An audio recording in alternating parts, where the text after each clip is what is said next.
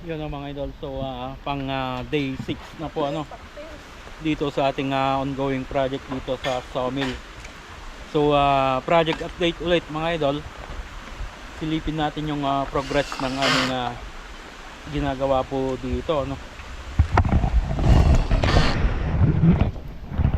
Yun ang mga par. So kahapon may dalawang column pa na hindi namin na naitayo ano po. So dito sa part ng terrace mga idol, ito yung dalawang hindi pa namin nakabitan kahapon ano. So nabuhusan na namin yung footing, then napurma na rin yung sa siroho ng aming tie beam ano po. Then nagsimula na rin po tayo sa ating mga tie beam ano.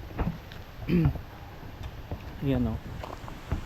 Then ongoing na rin po yung sa reverse nya. No, kaya na yung kanina yung dadaanan ng ating mga tie beam. Then nakapag reverse na rin po no. Then additional sa ating ginagawa ngayong araw mga idol ay kinukumpleto na rin po itong sa forma.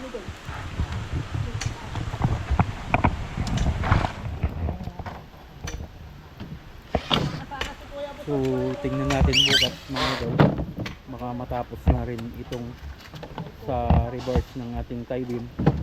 And then makapag simula na rin siguro tayong makapagbuhos.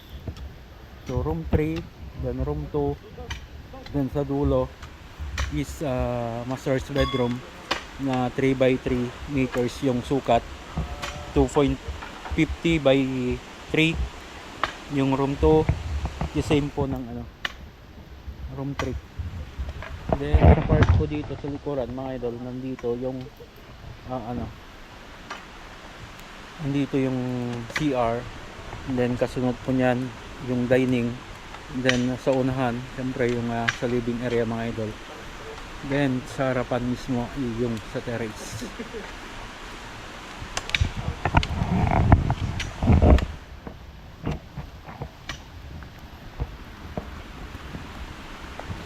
Ipak niya yung daran na gigi kwa kita gamit.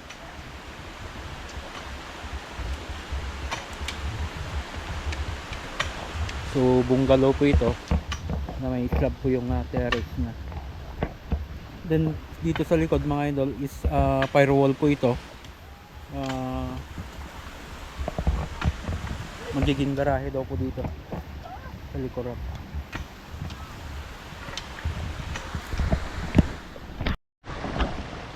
Ya mau ayot.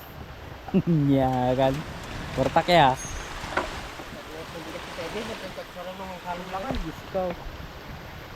Delikado ito pang third week man ay. Hindi pag mamandi na yung episode, batin man ay.